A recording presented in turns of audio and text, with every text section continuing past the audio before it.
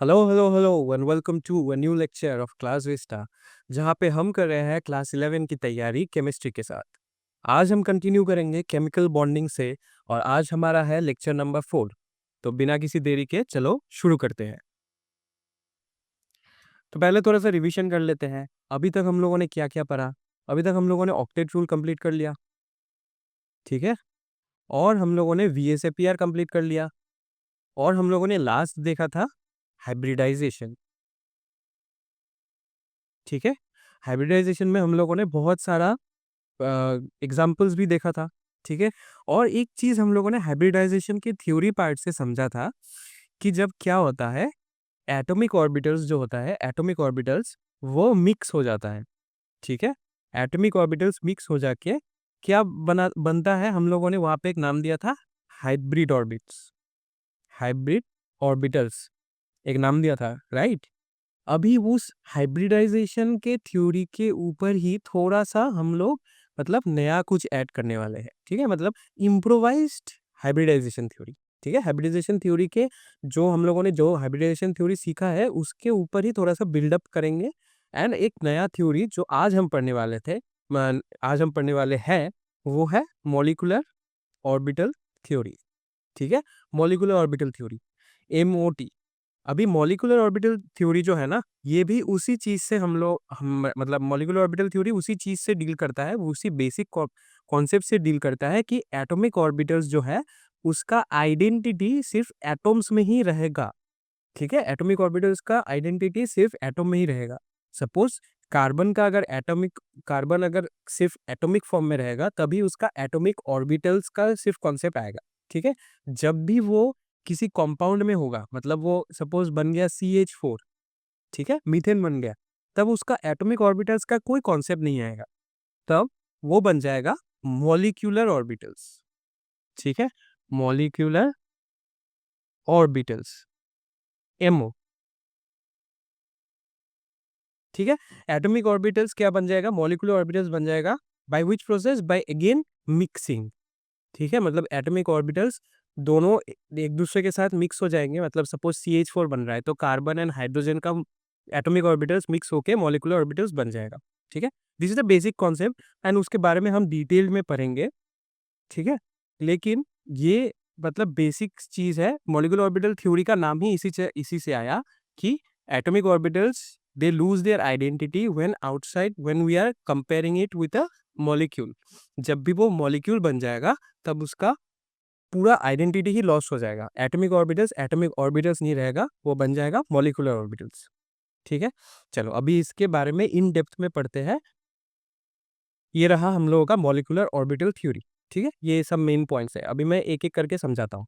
पहले क्या दिया हुआ है, the electrons in a molecule is present in various molecular orbitals as the electron of one atom are present in various atomic orbitals. जैसे कि मैंने बताया कि एटॉमिक ऑर्बिटल्स का कॉन्सेप्ट सिर्फ तभी लगेगा जब वो एक एटम के बारे में बात करेगा, एंड मॉलिक्यूलर ऑर्बिटल थ्योरी तभी अप्लाई होगा जब वो मॉलिक्यूल के बारे में आ जाएगा। अभी एटॉमिक ऑर्बिटल्स में क्या रहता था, highest chance of finding an electron. अभी मॉलिक्यूलर ऑर्बिटल्स में क्या होगा, highest chance of finding an electron, मतलब इलेक्ट्रॉन वहीं पे रहेगा, not in their atomic orbitals but in their combined shared molecular orbital, ठीक है। कार्बन और हाइड्रोजन, सपोज मीथेन का ही हम लोग एग्जांपल अगर ले लेंगे बार बार, तो कार्बन और हाइड्रोजन का सिर्फ एटॉमिक ऑर्बिटल्स में उसका इलेक्ट्रॉन्स नहीं रहेगा। कार्बन का इलेक्ट्रॉन उसके एटॉमिक ऑर्बिटल्स में नहीं रहेगा, वो कार्बन एंड हाइड्रोजन के शेयर्ड मॉलिक्यूलर ऑर्बिटल में रहेगा, ठीक है। चलो नेक्स्ट पॉइंट क्या बोल रहा है कि the number of molecular orbitals formed is equal to the number of combining atomic orbitals. ये वो हाइब्रिडाइजेशन के ऊपर ही बनाया हुआ है ना, जब जब मैंने पहले ही डिस्कस किया था कि हाइब्रिडाइजेशन के कॉन्सेप्ट के ऊपर ही बिल्डअप हो रहा है। तो वही हाइब्रिडाइजेशन के कॉन्सेप्ट में भी वही था ना कि द नंबर ऑफ ऑर्बिटल्स जितना हाइब्रिडाइज्ड होंगे उतना ही हाइब्रिड ऑर्बिटल्स प्रोड्यूस होगा। सेम जितना भी एटॉमिक ऑर्बिटल्स मतलब कंबाइन होंगे उतना ही मॉलिक्यूलर ऑर्बिटल्स फॉर्म होगा। क्या दिया हुआ है, नेक्स्ट इज वेरी इंपॉर्टेंट कि when two atomic orbitals combine, two molecular orbitals are formed. एक का नाम होता है बॉन्डिंग मॉलिक्यूलर ऑर्बिटल, दूसरे का नाम होता है एंटी बॉन्डिंग मॉलिक्यूलर ऑर्बिटल, ठीक है। ये सिमेट्री के रिलेटेड कुछ चीजें हैं जो इन डेप्थ में मैं अभी थोड़ा सा स्किप करूंगा, क्योंकि ऑब्वियसली यहाँ पे सब कुछ तो मतलब पढ़ाना इज नॉट पॉसिबल, ठीक है, क्योंकि लेक्चर को भी शॉर्ट बनाना है and it's not very important, ठीक है। मतलब अगर मैं बोर्ड्स के पॉइंट ऑफ व्यू से देखूँ या फिर कम्पिटिटिव के पॉइंट ऑफ व्यू से देखूँ, तो ये जो डायग्राम वायग्राम जो है सिमेट्री के related, it is not very important. सिर्फ हमको ये याद रखना है कि दो एटॉमिक ऑर्बिटल्स जब कंबाइन होंगे, दो मॉलिक्यूलर ऑर्बिटल्स प्रोड्यूस होगा। एक का नाम होता है बॉन्डिंग मॉलिक्यूलर ऑर्बिटल, दूसरे का नाम होता है एंटी बॉन्डिंग मॉलिक्यूलर ऑर्बिटल, ठीक है। Next is the bonding molecular orbital has lower energy than the corresponding anti bonding molecular orbital. जैसे कि मैंने बताया कि दो एटॉमिक ऑर्बिटल्स कंबाइन होकर दो मॉलिक्यूलर ऑर्बिटल्स बनता है, तो एक बॉन्डिंग एक एंटी बॉन्डिंग। तो जो बॉन्डिंग वाला होगा उसका थोड़ा एनर्जी लो होगा than the anti bonding one, ठीक है। And the last thing is, ये तो स्ट्रक्चर ऑफ एटम वाले चैप्टर से अभी भी आ रहा है, तो वो अगर चैप्टर नहीं देखा है तो अभी जाके देखो, ठीक है। वो प्लेलिस्ट जो क्लास 11 केमिस्ट्री करके इसी चैनल में आपको प्लेलिस्ट मिल जाएगा, वहाँ पे आपके सबको सब मिल जाएगा। सीरियली सब चैप्टर्स का होता है, तो वहाँ पे तुम लोग देख सकते हो कि the molecular orbitals are filled according to ऑब्वर्ब प्रिंसिपल, तो वहाँ पे मैंने ऑब्वर्ब प्रिंसिपल समझाया है। फिर next is Pauli's exclusion principle, then next is Hund's rule. इन सबको मान के ही वो फिलअप होता है, electrons are filled up according to them. अगर तुम्हें इस चीज़ के बारे में नहीं पता है तो जाके बॉन्डिंग वाला शायद लास्ट लेक्चर था, ठीक है, लास्ट लेक्चर में मैंने ये सब समझाया था, बॉन्डिंग वाले चैप्टर का लास्ट लेक्चर, शायद लेक्चर नंबर 3 था। जो भी हो, तो तुम लोग वो देख लो ताकि समझ पाओ कि मैं क्या बोल रहा हूँ। ऑब्बा प्रिंसिपल अगर मैं मेंशन कर रहा हूँ तो वो क्या है, पॉलिश एक्सक्लूजन प्रिंसिपल में अगर मेंशन कर रहा हूँ तो वो क्या है, या फिर हुन्स रूल क्या है, ठीक है। अच्छा, चलो अभी नेक्स्ट पे जाते हैं। Next is molecular orbital diagram of O2 molecule. मतलब अभी तक हम लोगों ने क्या समझा मॉलिक्यूलर ऑर्बिटल थ्योरी से, जो भी चीज़ हम लोग समझ पाए अभी तक कि दो एटॉमिक ऑर्बिटल्स कंबाइन होंगे, दो प्रोड्यूस होगा मॉलिक्यूलर ऑर्बिटल, एक का नाम बॉन्डिंग एक का नाम एंटी बॉन्डिंग, ठीक है, and they are filled according to this principles, ठीक है। अभी इसका एप्लीकेशन पार्ट क्या है? एप्लीकेशन पार्ट है कि हम लोग मॉलिक्यूलर ऑर्बिटल डायग्राम बना सकते हैं। अब ये मॉलिक्यूलर ऑर्बिटल डायग्राम क्या होता है? तुमने शायद ये वाला चीज़ देखा होगा, ये मॉलिक्यूलर ऑर्बिटल डायग्राम नहीं है, मैं सिर्फ तुम्हें एक चीज़ समझाना चाहता हूँ कि सपोज मैंने हाइब्रिडाइजेशन जब कराया था, तब तुम लोगों ने देखा होगा कि सपोज मैं अगर ऑक्सीजन की बात करूं, अगर हाइब्रिडाइजेशन वाला थ्योरी देखेंगे तो क्या करते थे, 1s2 2s2 then 2p4। Then क्या करता था मैं, एस के ऊपर दो ऐसा बनाता था, पी के ऊपर तीन ऑर्बिटल्स एंड ऐसा ऐसा बनाता था ना, हाँ कि नहीं। तो ये जो चीज़ें हैं ये क्या दर्शाते हैं, ये दर्शाते हैं कि उसका ऑर्बिटल लेवल एनर्जी डायग्राम कैसा है। ऑर्बिटल लेवल एनर्जी डायग्राम मतलब यहाँ से लेफ्ट टू राइट क्या हो रहा है, एनर्जी इंक्रीज हो रहा है, ठीक है। 1s का एनर्जी सबसे कम है, फिर 2s का है, फिर 2p का है, ये सब वो अकॉर्डिंग टू अब्बा प्रिंसिपल, राइट। फिर एनर्जी लेवल तो समझ आ गया, फिर एनर्जी लेवल में भी समझ आ गया कि p का जो जितना भी होता है, P X P Y and P Z, P X P Y and P Z, इनका भी थोड़ा सा मतलब डिफरेंट है एनर्जीज, ठीक है, राइट। अभी पी एक्स पी वाई का डिफरेंट है, ये सब का डिफरेंट है, एंड दीज आर कॉल्ड जो इलेक्ट्रॉन्स है, ठीक है, ऑर्बिटल्स में जो जो इलेक्ट्रॉन्स है, समझ आ गया। ये था हाइब्रिडाइजेशन का पार्ट, ठीक है। अभी क्या बोल रहे हैं कि O2 मॉलिक्यूल है, मतलब यहाँ पे O2 नहीं था, यहाँ पे मैंने ऑक्सीजन ही लिखा था, तो जो ही हो, O2 मतलब दो ऑक्सीजन कंबाइन हो रहे हैं, राइट। दो ऑक्सीजन कैसे कंबाइन होंगे, तो हमें ये मॉलिक्यूलर ऑर्बिटल दिखाना पड़ेगा। मतलब मॉलिक्यूलर ऑर्बिटल्स मतलब यहाँ पे जो मैंने दिखाया था ना अभी, ये ऑक्सीजन का, ये तो था सिर्फ atomic orbitals, right. 1s2 2s2 ये सब एटॉमिक ऑर्बिटल्स था, 2p4 this are the atomic orbitals, right. ऐसा एटॉमिक ऑर्बिटल्स था। लेकिन यहाँ पे अभी मुझे मॉलिक्यूलर ऑर्बिटल्स दिखाना है, तो मॉलिक्यूलर ऑर्बिटल्स दिखाने के लिए मुझे पहले एक चीज़ फर्स्ट में दिखाना पड़ेगा, जो कि ये तुम्हारे एग्जाम पॉइंट ऑफ व्यू से बहुत ही इंपॉर्टेंट चीज़ है। ये सब डायरेक्टली एग्जाम में पूछा जाता है बोर्ड्स में, ठीक है। एंड जो कॉम्पिटिटिव के लिए पार्ट है वो भी मैं समझा दूंगा कैसे आता है। तो बोर्ड्स में कैसा पूछा जाता है, डायरेक्टली दे देगा कि तुम्हें मॉलिक्यूलर ऑर्बिटल डायग्राम बनाना है O2 का, ठीक है। तो सपोज तुम्हें पहले क्या करना है, पहले तुम्हें ऐसा एक लाइन खींचना है एंड बोलना है कि this line corresponds to the energy, ठीक है, this line corresponds to the energy. And फिर क्या बनाना है मुझे, ऑक्सीजन मतलब O2, तो दो ऑक्सीजन होंगे, ठीक है, एक O का एटॉमिक ऑर्बिटल, एक दूसरे O का atomic orbital,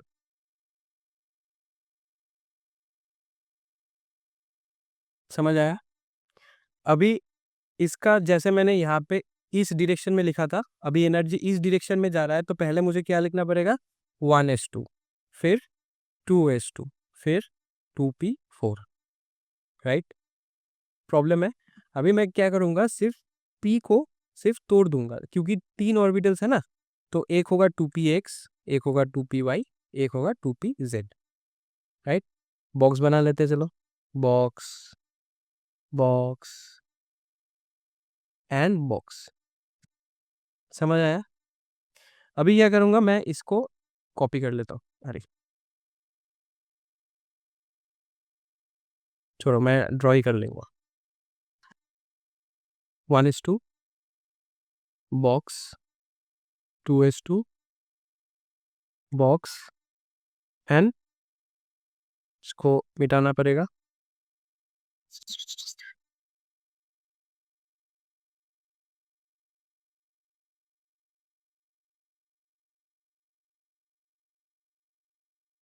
and 2px, 2py, 2pz, क्योंकि दोनों ही ऑक्सीजन ही एटम्स है, तो इन दोनों का तो सेम ही हो जाएगा, ठीक है। तो अभी क्या होगा कि कंबाइन हो रहा है, सपोज ये एटॉमिक ऑर्बिटल 1s एंड ये एटॉमिक ऑर्बिटल दूसरा 1s, ये दोनों कंबाइन करेंगे, तो क्या बनेगा, suppose these are the energy level, ठीक है, मतलब ये स्ट्रेट लाइन इज उन दोनों का एनर्जी लेवल, तो एक एनर्जी लेवल ऐसा बनेगा, थोड़ा सा, मतलब एक मॉलिक्यूलर ऑर्बिटल ऐसा बनेगा, थोड़ा सा कम energy than the combining atomic orbitals, ठीक है, मतलब इन दोनों को कंबाइन करने के बाद जो उसका एनर्जी प्रोड्यूस होगा वो थोड़ा कम होगा, मतलब उन दोनों के एवरेज से, ठीक है, उन दोनों के एवरेज से थोड़ा सा कम हो जाएगा, एंड एक ऐसा बन जाएगा जो थोड़ा ज्यादा हो जाएगा, थोड़ा ज्यादा, ठीक है। एक का नाम होगा, एक का नाम होगा बॉन्डिंग एटॉमिक ऑर्बिटल, एक का नाम होगा एंटी बॉन्डिंग एटॉमिक ऑर्बिटल्स, ठीक है। तो ये हो जाएगा बॉन्डिंग एटॉमिक ऑर्बिटल, इसका नाम देंगे हम लोग सिग्मा 1s। सिग्मा और पाई का कॉन्सेप्ट तो तुम्हें पता है कि एस एस अगर ओवरलैप कर रहा है तो सिग्मा बनेगा, right, head on overlapping. And दूसरा होगा एंटी बॉन्डिंग, मतलब सिग्मा 1s बॉन्डिंग जैसा ही, लेकिन एक स्टार रहेगा, जिससे क्या डिनोट होगा कि वो एंटी बॉन्डिंग है, समझ आया। नेक्स्ट इज, ओ, मैंने यहाँ पे इलेक्ट्रॉन से फिलअप नहीं किया, यहाँ पे दो, यहाँ पे दो, यहाँ पे दो, यहाँ पे दो, यहाँ पे 4 एंड यहाँ पे 4, ठीक है। चलो, इसका भी सेम ही होगा, एक होगा थोड़ा एनर्जी में ज्यादा, एक होगा थोड़ा एनर्जी में कम,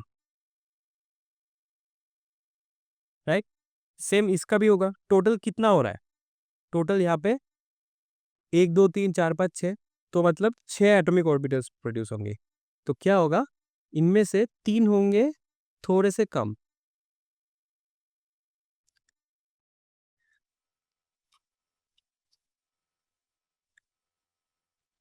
एंड, अरे क्या आ गया, एंड एक होगा यहाँ पे 2, ठीक है, ये 2 एंड ये एक 3। चलो, मैंने यहाँ पे थोड़ा सा इसको छोटा बना लिया डायग्राम को, क्योंकि जगह नहीं हो रहा था। तो क्या होता है, यहाँ पे टोटल 6 आते हैं, ठीक है, राइट। अभी 6 ऑफ देम, मतलब पी का ऑर्बिटल्स आ रहा है, 3 यहाँ से, 3 इस एटम से, मतलब ऑक्सीजन एटम से, 3 इस ऑक्सीजन एटम से। अभी उनमें से टोटल 6 जो प्रोड्यूस हो रहा है, वो क्या हो जाएगा, 3 का एनर्जी थोड़ा नीचे आ जाएगा, मतलब थोड़ा कम हो जाएगा, जिसको हम लोग बोलते हैं बॉन्डिंग मॉलिक्यूलर ऑर्बिटल्स, राइट, जो हम लोगों ने सीख लिया। एंड 3 का एनर्जी होगा जो थोड़ा सा ज्यादा हो जाएगा, ठीक है, 3 का एनर्जी होगा जिसका थोड़ा सा ज्यादा हो जाएगा।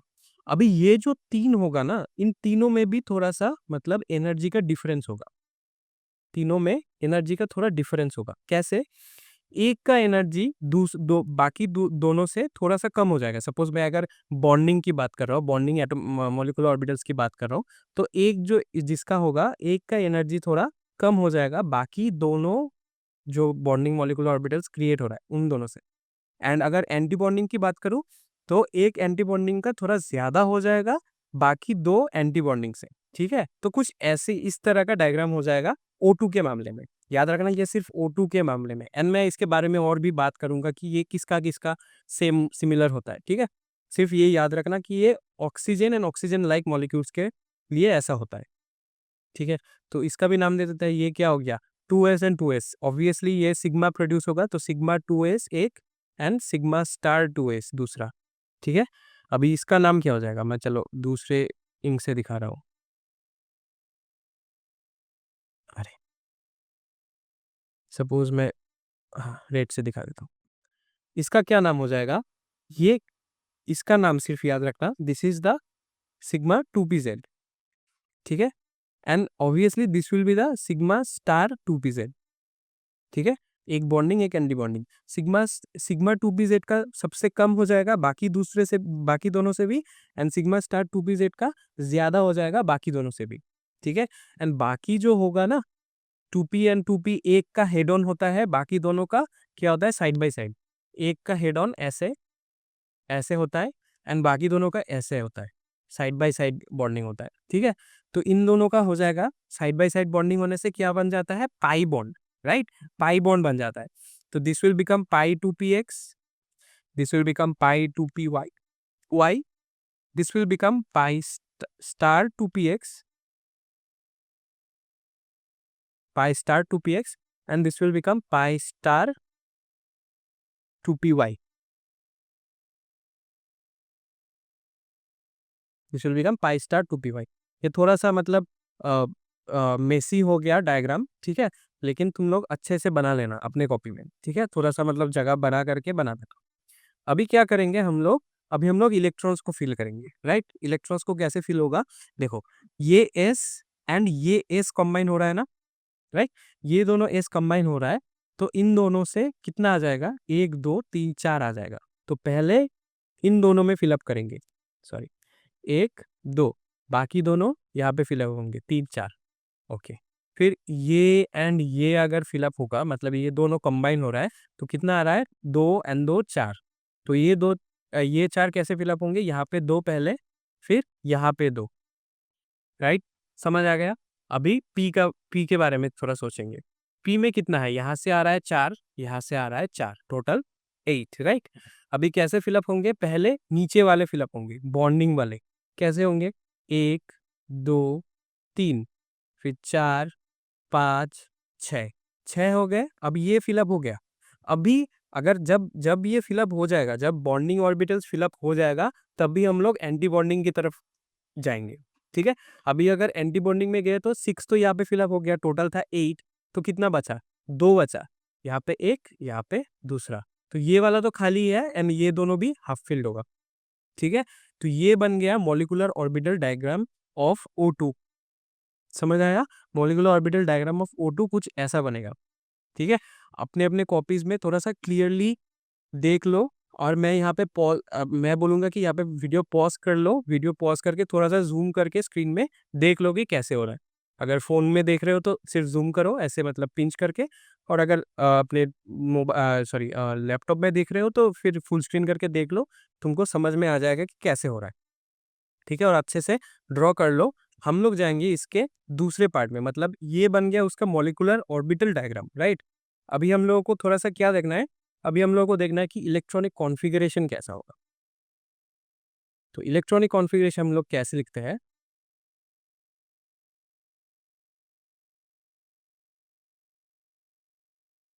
इलेक्ट्रॉनिक कॉन्फ़िगरेशन अभी क्या था, मैंने पहले ही बताया था कि एटॉमिक ऑर्बिटल्स का कोई यहाँ पे नाम ही नहीं लेगा। ठीक है, एटॉमिक ऑर्बिटल्स का कोई पार्ट ही नहीं रहेगा। तो अगर एटॉमिक ऑर्बिटल्स का कोई पार्ट नहीं है, तो एटॉमिक ऑर्बिटल्स को लेके भी हम लोग इलेक्ट्रॉनिक कॉन्फ़िगरेशन नहीं लिख सकते, है ना। इलेक्ट्रॉनिक कॉन्फ़िगरेशन अगर मैं हम लोग सिर्फ ऑक्सीजन का लिखते थे तो कैसे लिखते थे, 1s2 2s2 ऐसा लिखते थे। ठीक है, कैसे लिखते थे, ऐसा, अकॉर्डिंग टू दिस 1s2 फिर 2s2 फिर 2p। लेकिन अभी तो मैंने क्या बोला कि ऑक्सीजन मॉलिक्यूल का अभी हम लोग कर रहे हैं, O2 का। अभी उसका इलेक्ट्रॉनिक कॉन्फ़िगरेशन तो ऑब्वियसली एटॉमिक ऑर्बिटल्स को इन्वॉल्व नहीं कर पाएंगे, किसको इन्वॉल्व कर पाएंगे, सिर्फ मॉलिक्यूलर ऑर्बिटल्स को, राइट। दिस मॉलिक्यूलर ऑर्बिटल्स को हम लोग इन्वॉल्व करेंगे। कैसे करेंगे, जैसे एटॉमिक ऑर्बिटल्स क्या था, लोअर टू हायर एनर्जी हम लोग जाते थे, तो इसका भी लोअर टू हायर एनर्जी जाएंगे। सिग्मा 1s फिर सिग्मा स्टार 1s फिर सिग्मा 2s फिर सिग्मा स्टार 2s, फिर सिग्मा 2pz फिर पाई 2px पाई 2py, ये दोनों का सेम एनर्जी है। पाई स्टार 2px पाई स्टार 2py, ये दोनों का भी सेम एनर्जी है। फिर सिग्मा स्टार 2pz, इस अकॉर्डिंगली हम लोग जाएंगे। क्या होगा, उसका होगा ऐसा कुछ, अरे उसका होगा कुछ ऐसा, सिग्मा 1s, ठीक है। फिर आएगा सिग्मा स्टार 1s, फिर आएगा sigma 2s, sigma star 2s, sigma 2pz, फिर पाई 2px, way pi 2px and कौन सा इक्वल था, पाई 2py, ये याद रखना, ये दोनों इक्वल है। फिर आएंगे पाई star 2px and pi star 2py, ठीक है। अब ये दोनों भी इक्वल है, इन दोनों के बीच, चलो मैं अच्छे से लिख देता हूँ, इन दोनों के बीच भी इक्वल साइन रहेगा। अभी नेक्स्ट इज हमको फिलअप करना है, जैसे हम लोग एटॉमिक ऑर्बिटल्स के मामले में लिखते थे ना 1s2 2s2, मतलब कितना नंबर ऑफ इलेक्ट्रॉन्स भी लिखते थे। सिमिलरली हमको मॉलिक्यूलर ऑर्बिटल्स के लिए भी नंबर ऑफ इलेक्ट्रॉन्स लिखना पड़ेगा, यहाँ पे दो, यहाँ पे दो, यहाँ पे दो, यहाँ पे दो, सब में दो, सिर्फ पाई स्टार में एक है, ऐसे ही फिलअप करेंगे। इसमें दो, इसमें दो, दो, दो, टू, टू, टू, इन दोनों में एक एंड इन दोनों में, इसमें भी एक, इसमें एक, इसमें एक। सो हम लोगों का O2 मॉलिक्यूल का, ऑफ O2 मॉलिक्यूल, ठीक है, electronic configuration of O2 molecule कुछ ऐसा बन गया, sigma 1s2, sigma star 1s2, sigma 2s2, sigma star 2s2, sigma sigma 2pz, ठीक है, sigma pi 2px, pi equal to pi 2py2, pi star 2px1 and equal to pi star 2py1, ठीक है। समझ आया, ये हो गया हम लोगों का इलेक्ट्रॉनिक कॉन्फ़िगरेशन, समझ आ चुका होगा। तो चलो अभी हम लोग हमारे नेक्स्ट टॉपिक की ओर बढ़ते हैं, जो कि है बॉन्ड ऑर्डर, ठीक है। थोड़ी देर पहले वो मैंने 2 बार क्लिक कर दिया था तो बॉन्ड ऑर्डर आ ही गया था, तुम लोगों ने देख ही लिया होगा।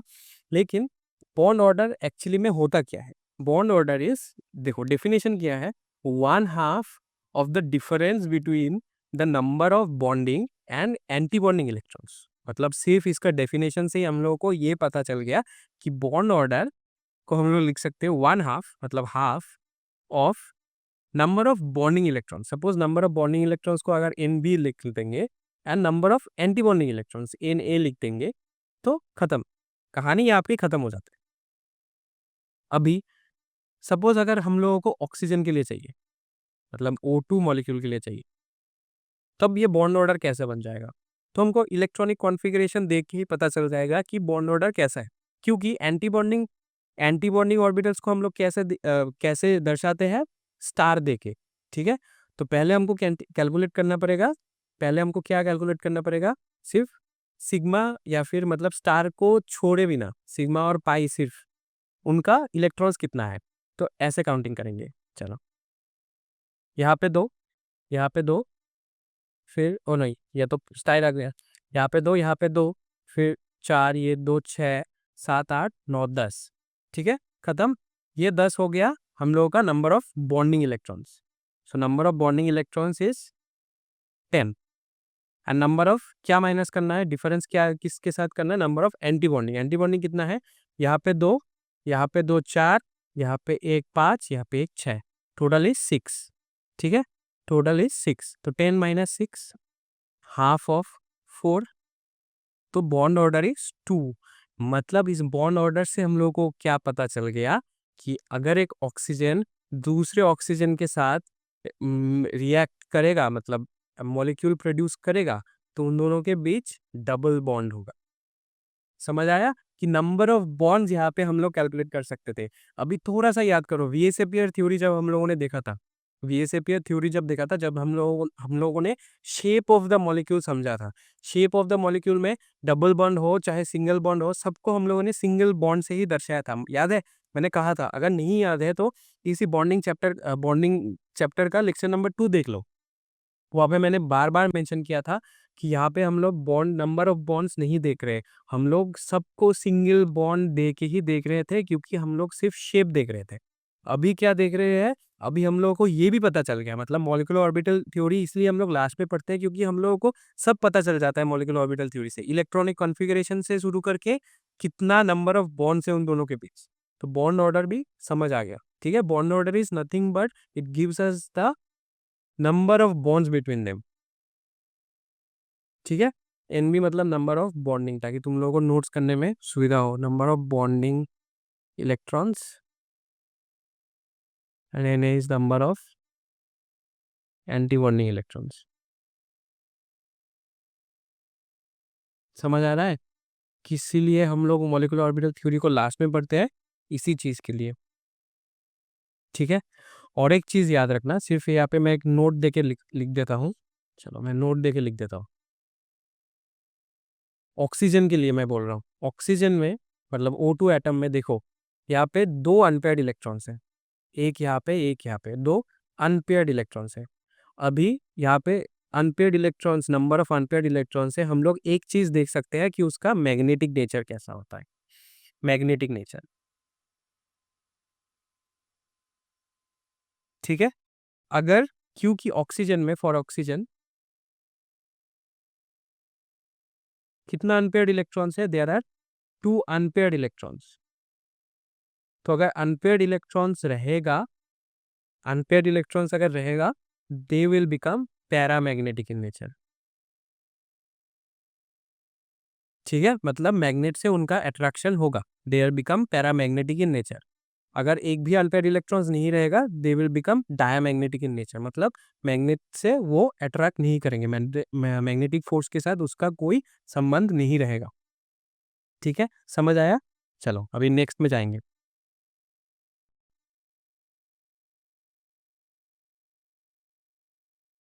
Molecular orbital diagram of N2 molecule, मतलब ऑक्सीजन का देख लिया, अभी नाइट्रोजन का भी देखेंगे, सिमिलर वे से ही देखेंगे, सब ऑलमोस्ट सेम ही होगा, थोड़ा सा चेंजेस होगा।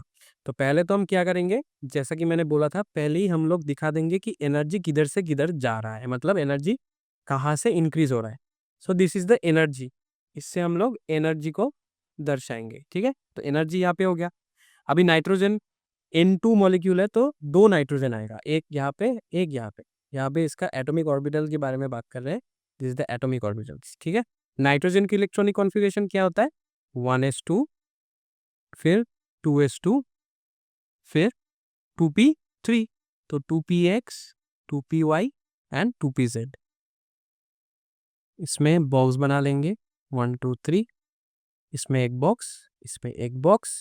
सिमिलरली इधर भी बना लेंगे, 2px, 2py, 2pz, सेम, मतलब सिर्फ कॉपी कर देंगे यहाँ पे। ठीक है, 1 2, फिर 2s2 में एक बॉक्स एंड 1s2 में एक बॉक्स। अभी इलेक्ट्रॉन्स भी फिलअप कर देते हैं, 1 2 3 4 एंड यहाँ पे 3, यहाँ पे 3, 1 2 3 4। ठीक है, अभी atomic orbitals will combine and they will form molecular orbitals, right. Molecular orbitals होगा एक जिसका एनर्जी थोड़ा ज्यादा होगा, ऐसा, एंड एक जिसका एनर्जी थोड़ा कम होगा। ठीक है, सेम गोज फॉर 2s वाला,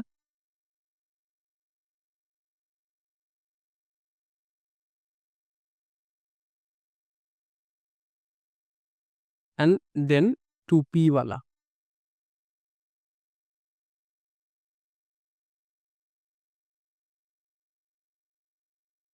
ठीक है, अभी क्या हो गया था, सिर्फ मैंने यहाँ पे ड्रॉ क्यों नहीं किया, क्योंकि मैं एक चीज तुम लोगों को दिखाना चाहता हूँ।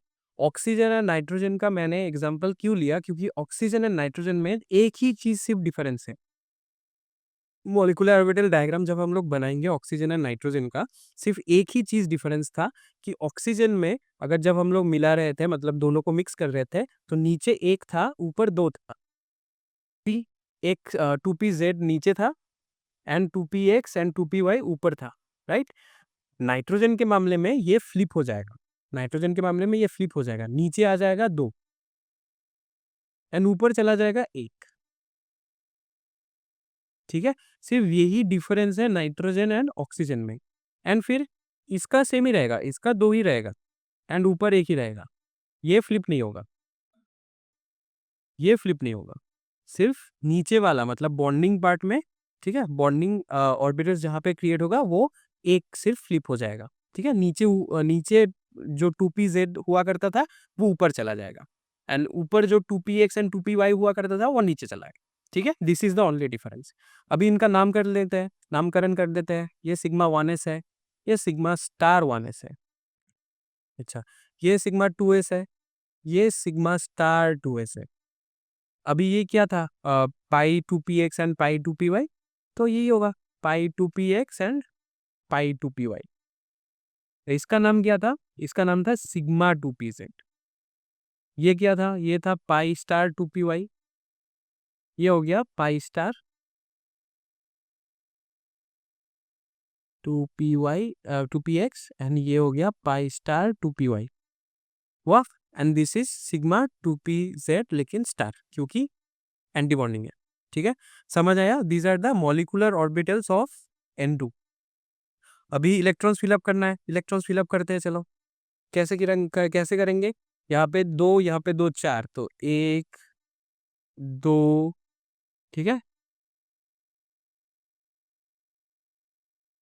तीन एंड चार, यहाँ पे भी दो, यहाँ पे दो, चार, तो एक, दो, तीन एंड चार, यहाँ पे तीन, यहाँ पे तीन, टोटल इज 6, तो 1 2 3 4 5 एंड 6, खत्म, ठीक है, खत्म हो गया। मतलब एक भी एंटी बॉन्डिंग ऑर्बिटल्स यहाँ पे यूज नहीं हो रहा है, यहाँ पे सिर्फ बॉन्डिंग ऑर्बिटल्स ही यूज हो रहा है।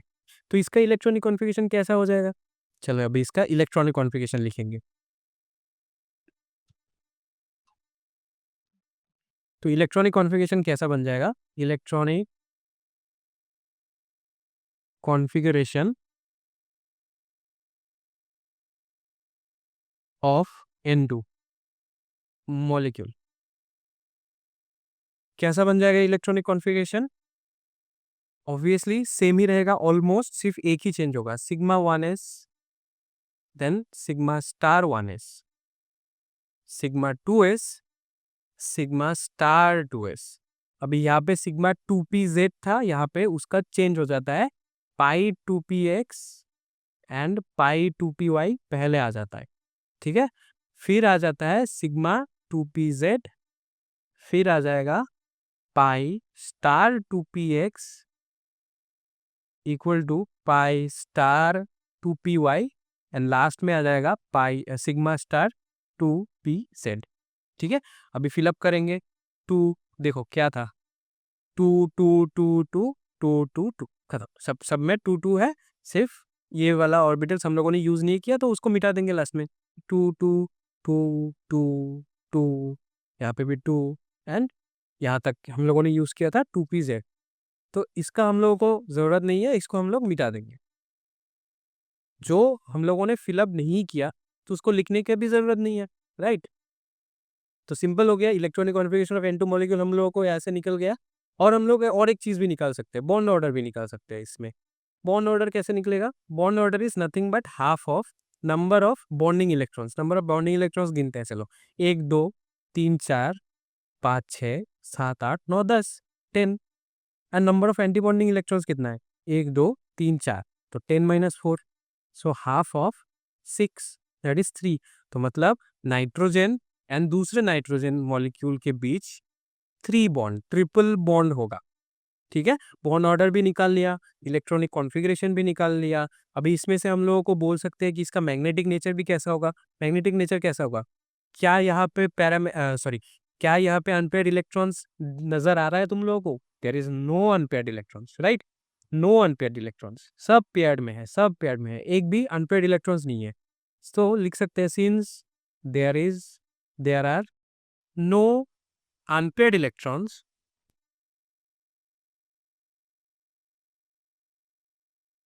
ठीक है, तो उसका क्या बन जाएगा, देयरफॉर N2 इज डायामैग्नेटिक, जैसा कि मैंने बताया था, डायामैग्नेटिक।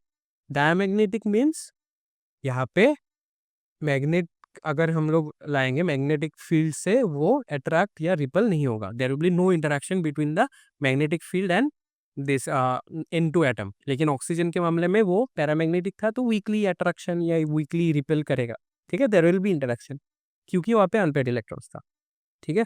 अभी यहाँ से हम लोग एक थोड़ा सा छोटा सा नोट लिख लेंगे, जो है ये वाला। क्या होता है कि तुम लोगों ने जब ये ऑक्सीजन का दिखा था ना, ऑक्सीजन एंड नाइट्रोजन था, थोड़ा सा डिफरेंस था, थोड़ा सा डिफरेंस था। एक में सिग्मा 2p z, फिर उसके बाद सॉरी, फिर उसके बाद पाई आता है। अरे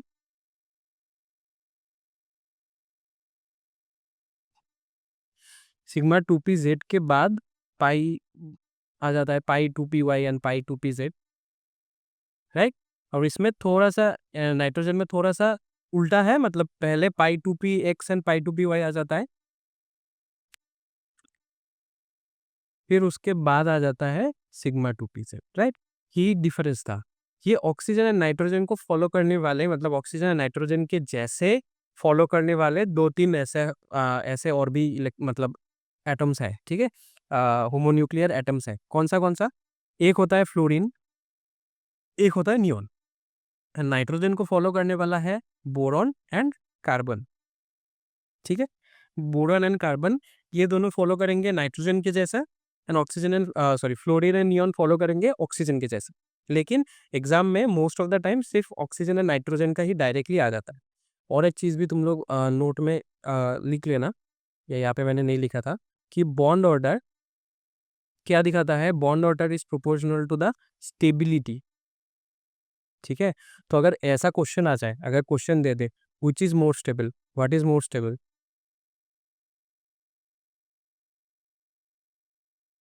O2 और N2, तो क्या होगा आंसर? आंसर होगा N2। क्यों?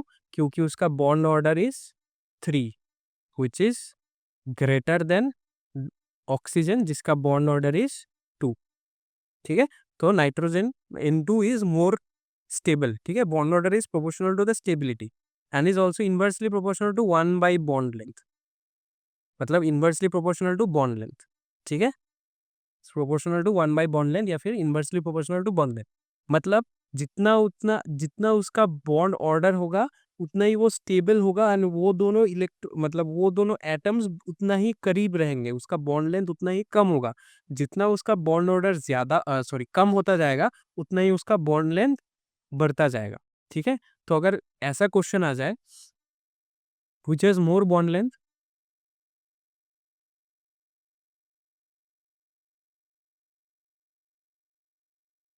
O2 और N2, तब उसका आंसर आ जाएगा कि O2, क्योंकि उसका बॉन्ड ऑर्डर ज्यादा है, सॉरी बॉन्ड ऑर्डर कम है, इसलिए उसका बॉन्ड लेंथ ज्यादा होगा। और नाइट्रोजन का बॉन्ड ऑर्डर ज्यादा है तो उसका बॉन्ड लेंथ कम हो जाएगा, दैट इज इनवर्सली प्रोपोर्शनल, ठीक है। समझ आया? चलो अभी नेक्स्ट टॉपिक की ओर जाते हैं। Next is dipole moment.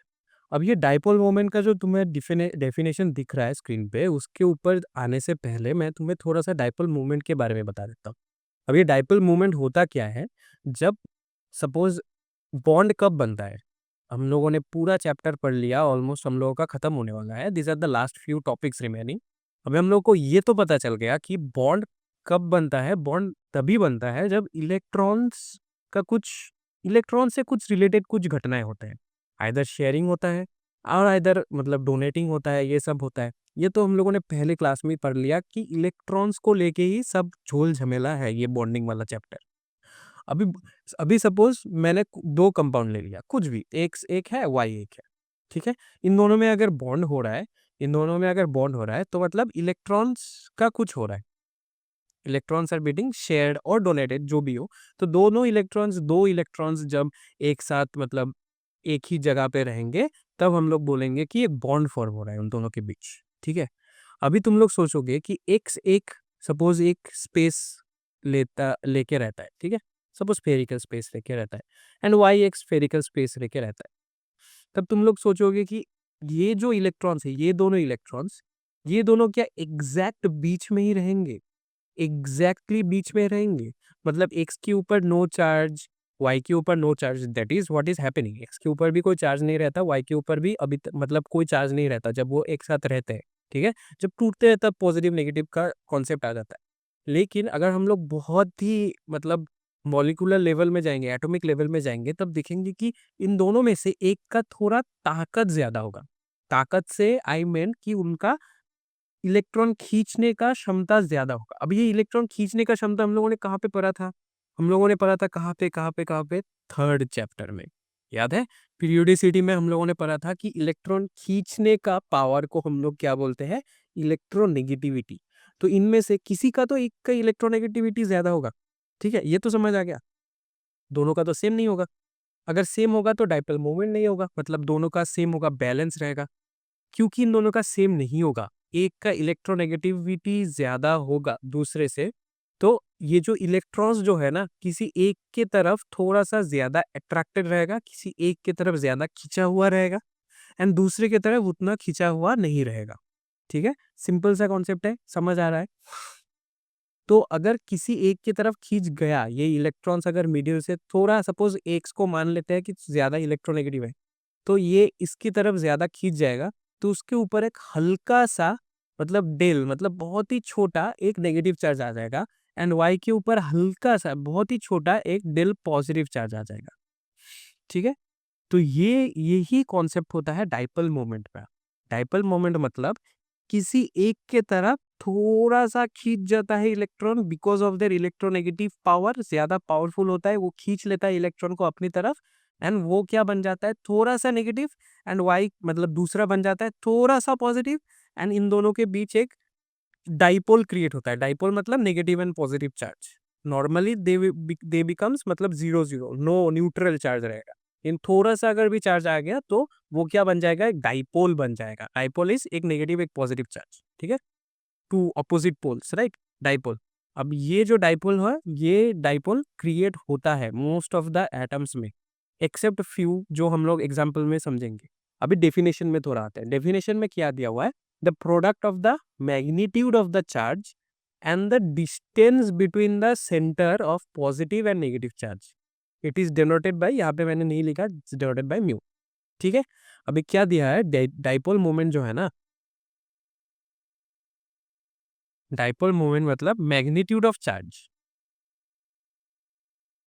Mathematically अगर हम लोग देखेंगे, magnitude of charge multiplied by distance of separation, इन दोनों के बीच का डिस्टेंस। अभी क्या लिख सकते हैं? Dipole moment is equal to magnitude of charge is, हम लोग को पता है क्यू, एंड डिस्टेंस अगर मान लेते हैं कि आर है, डिस्टेंस अगर मान लेते हैं आर है, तो mu equal to Q multiplied by R. इसका यूनिट क्या होता है? इसका यूनिट होता है, common unit is Debye. ठीक है, ये सीजीएस यूनिट है, that is CGS unit. And अगर एसआई में देखेंगे तो उसका होगा कूलम मीटर। ठीक है, इस एसआई यूनिट, और इसका conversion rate is 1 Debye equal to 3.33 into 10⁻³ coulomb metre. ठीक है, समझ आ गया? क्योंकि क्यू का यूनिट मतलब चार्ज का यूनिट है कूलम, एंड डिस्टेंस का यूनिट है मीटर एसआई स्केल में, तो कूलम मीटर, या फिर अगर सीजीएस स्केल में देखोगे तो उसका एक अलग नाम है डी बाई। ठीक है, समझ आ गया? डाइपोल मोमेंट तो अभी समझ आ गया। अभी कंपाउंड्स का डाइपोल मोमेंट कैसा होता है, किस फैक्टर्स के ऊपर डिपेंड करता है, वो हम लोग देखेंगे। तो पहली है कि if the compound is form by two atom only and both are same type, ठीक है, then the compound has zero dipole moment. मतलब जैसे सपोज मान लो कि हाइड्रोजन मतलब H2 मॉलिक्यूल, या फिर क्लोरीन Cl2 मॉलिक्यूल, या फिर O2 मॉलिक्यूल, इसका कितना होता है? Zero dipole moment. ठीक है, क्या लिखा मैं? मोमेंट का स्पेलिंग देखो, moment. But if the two atoms, मतलब यहाँ पे टू होगा, if the two atoms are different, then the compound has some dipole moment. Zero लिख दिया मैंने, सम डाइपोल मोमेंट। ठीक है, if the two atoms are different then they have some dipole moment. Example के तौर पर लिख सकते हो, अगर HCl होगा, ठीक है, HCl में क्या हो जाएगा? H थोड़ा सा पॉजिटिव, Cl थोड़ा सा नेगेटिव, तो उसमें डाइपोल मोमेंट आएगा। सपोज ले लेते हैं HBr, इसमें भी सेम होगा, H में थोड़ा सा पॉजिटिव, Br में थोड़ा सा नेगेटिव। एंड सपोज CO का अगर ले लेंगे, तो ऑक्सीजन में थोड़ा सा नेगेटिव, कार्बन में थोड़ा सा पॉजिटिव चार्ज आ जाएगा। ठीक है सर? ठीक है, तो this is this will have some dipole moment, will have some dipole moment. कितना वो तो कैलकुलेट करने के बाद ही पता चलेगा, but they will have some dipole moment, ये पता है कि हाँ डाइपोल मोमेंट होगा। Next is if the compound is made up of more than 2 atoms and only 2 different types of atoms, ठीक है, मतलब दो से ज्यादा मतलब दो एटम्स या उससे ज्यादा से बना हुआ है, मतलब दो एटम से ज्यादा से बना हुआ है, लेकिन ओनली 2 टाइप्स ऑफ एटम्स। मतलब एग्जांपल ले लेते हैं NH3, ठीक है, NH3, इसमें मोर देन 2 एटम्स है, ऑब्वियसली हाइड्रोजन 3 है, नाइट्रोजन 1 है, टोटल 4 एटम्स है, लेकिन only 2 different types of atom है। कौन कौन सा है? नाइट्रोजन है, हाइड्रोजन, ठीक है। तो अब NH3 के ऊपर डाइपोल मोमेंट आएगा कि नहीं आएगा, ये डिपेंड करेगा if the compound has lone pair then dipole moment. अगर लोन पेयर नहीं है तो डाइपोल मोमेंट नहीं है। जैसे कि NH3, इसमें it has lone pair, lone pair है तो डाइपोल मोमेंट भी है। ओके, लोन पेयर भी है एंड डाइपोल मोमेंट भी है।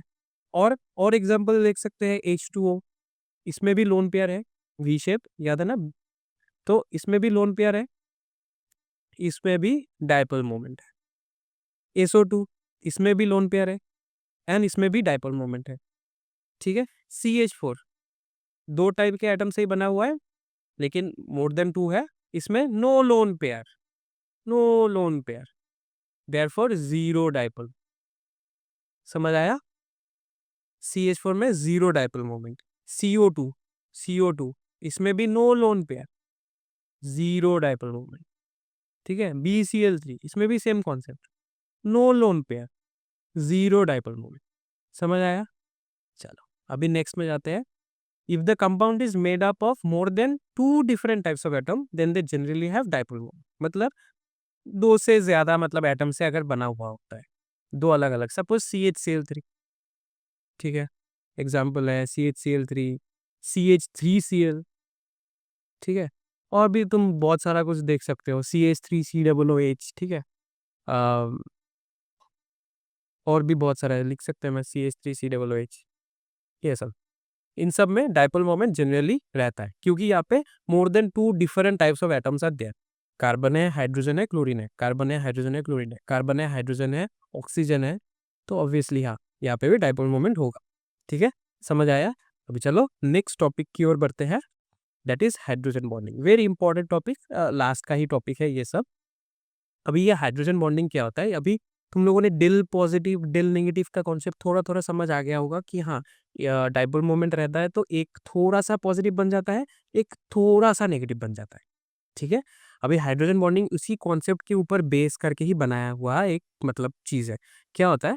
It is defined as the attractive force which bind hydrogen atom. मतलब हाइड्रोजन, ऑब्वियसली नाम में ही है हाइड्रोजन बॉन्डिंग, मतलब हाइड्रोजन का किसी के साथ बॉन्ड हो रहा है, of molecules with electronegative element. मतलब हाइड्रोजन जनरली क्या होता है, थोड़ा सा पॉजिटिव चार्ज ले लेता है, एंड किसी और का अगर एक थोड़ा सा नेगेटिव चार्ज मिल जाएगा, तो ये पॉजिटिव इस नेगेटिव, मतलब ये नेगेटिव इस पॉजिटिव को अट्रैक्ट करेगा, एंड इन दोनों के बीच एक बॉन्ड बन जाएगा, एक थोड़ा सा वीक बॉन्ड बन जाएगा, जिसको हम लोगों ने नाम दे दिया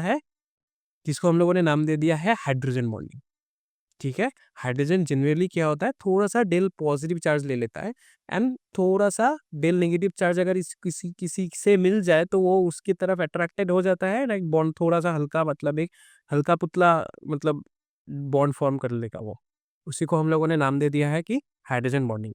एग्जाम्पल के तौर पे देख लेते हैं, एग्जाम्पल है, सपोज वो इलेक्ट्रोनेगेटिव एलिमेंट का मैं एग्जाम्पल दे रहा हूँ, जैसे कि सपोज फ्लोरीन है, ठीक है, फ्लोरीन, फिर ऑक्सीजन, फिर नाइट्रोजन, ये सब का क्या हो जाता है, ये these are the electronegative elements जिसके साथ जनरली हाइड्रोजन बॉन्डिंग होता है, ठीक है।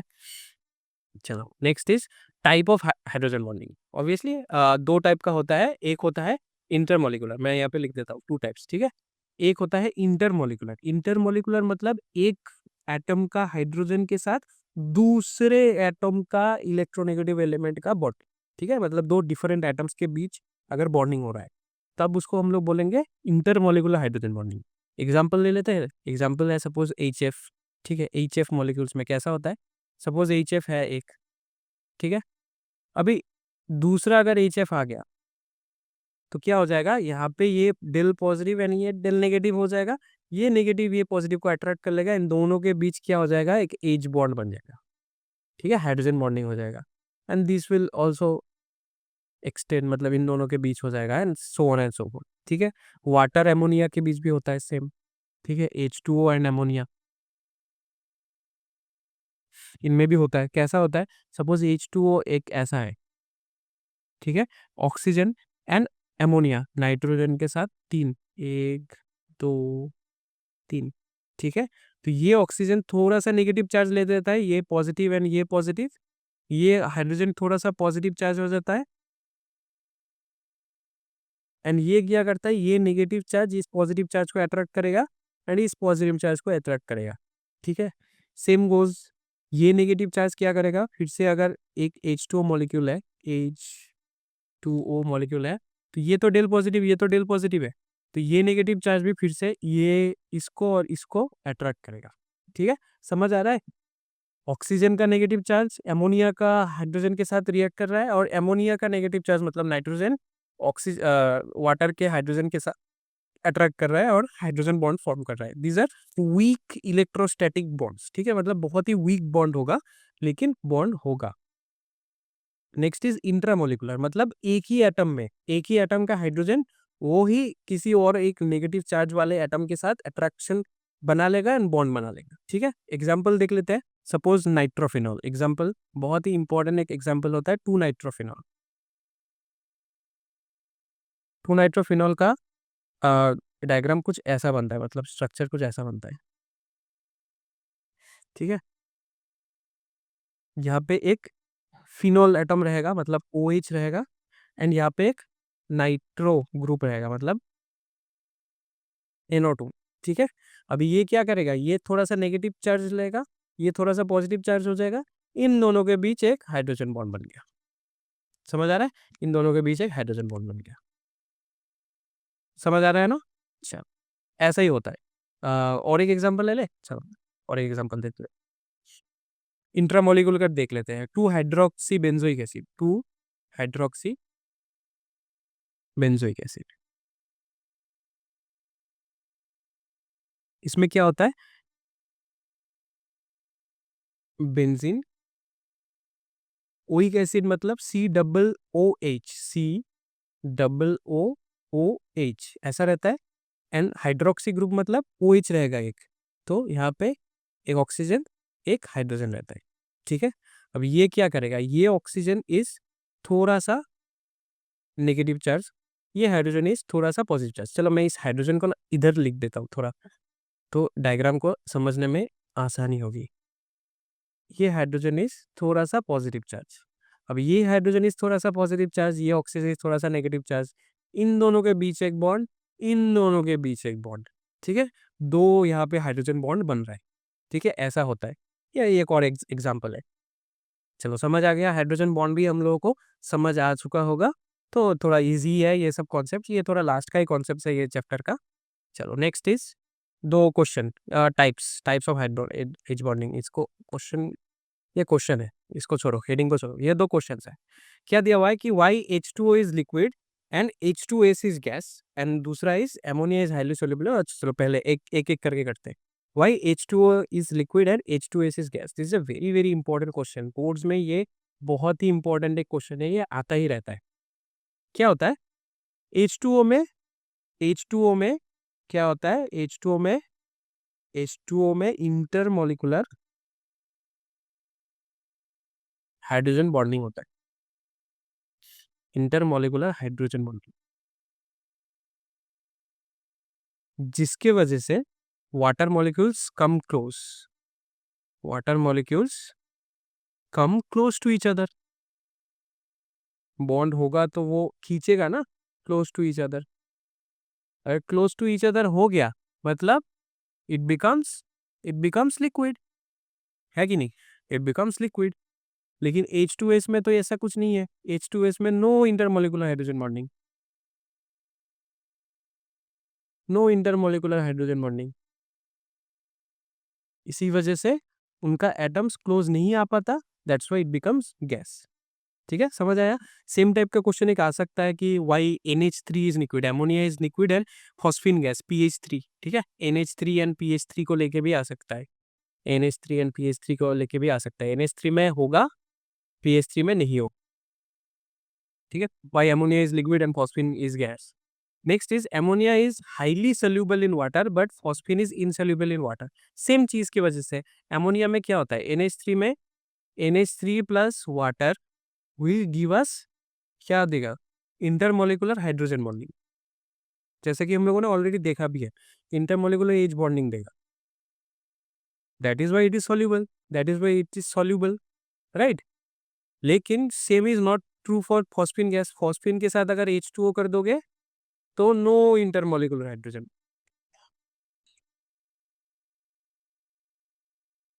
No intermolecular H bonding, right. So इसीलिए इनसॉल्युबल है, दोनों के बीच इंटरेक्शन हो रहा है इसीलिए तो सॉल्युबल होगा ना, अगर इंटरेक्शन ही नहीं होगा तो सॉल्युबल कैसे होगा, तो इसलिए नहीं होता। अच्छा चलो, अभी इसी के साथ ये चैप्टर हम लोगों का हो गया है खत्म। थैंक यू तो बोलेंगे ही, लेकिन उससे पहले मैं थोड़ा सा सिर्फ एक तुम लोगों को एक आइडिया देना चाहता हूँ, एक समरी देना चाहता हूँ। ऑक्टेट रूल हम लोगों ने कर लिया, ऑक्टेट रूल खत्म, VSAPR खत्म, हाइब्रिडाइजेशन खत्म, आज हम लोगों ने MO2 भी कर लिया, ठीक। मैंने इस चैप्टर से कोई भी एक ऐसा चीज नहीं है जो मैंने नहीं पढ़ाया है, जो इम्पोर्टेंट है लेकिन मैंने नहीं पढ़ाया है, ऐसा नहीं है। हो सकता है कि ये तुम लोगों को फ्री में मिल रहा है, यूट्यूब में मिल रहा है, लेकिन इसीलिए हम लोग कोई कॉम्प्रोमाइज़ भी नहीं करते। तुम लोग अगर क्लास विस्टाक से पहले से जुड़े हुए हो तो तुम लोगों को ये एक चीज़ पता चल चुका होगा कि हम लोगों का मोटो ये है कि no compromise in free education. Only because it is free does not mean कि वो हम लोग नहीं पढ़ाएँ, ठीक है? तो क्लास विस्टा इसमें कोई कॉम्प्रोमाइज़ नहीं करेगा, ठीक है? मैं सब कुछ पढ़ा चुका हूँ, लेकिन बॉन्डिंग इतना वास्ट चैप्टर है ना कि इतना एग्ज़ाम्पल्स कराना इज़ नॉट पॉसिबल, राइट? मैं जितना हो सके, जितना भी इम्पोर्टेंट एग्ज़ाम्पल्स है, सब मैंने करा लिया है।